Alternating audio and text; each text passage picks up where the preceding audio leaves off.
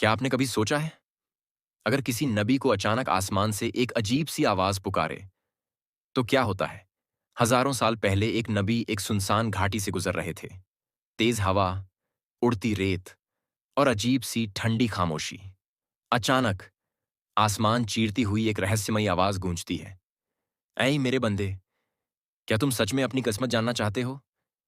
नबी रुक जाते हैं। हवा रुक जाती है। यह आवाज किसकी थी?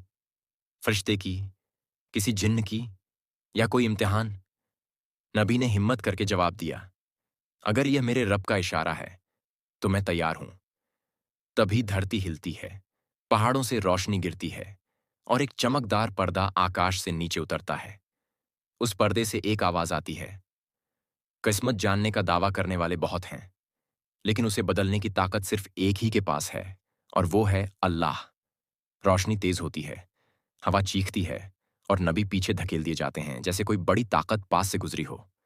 अगले ही पल सब कुछ गायब, सन्नाटा वापस।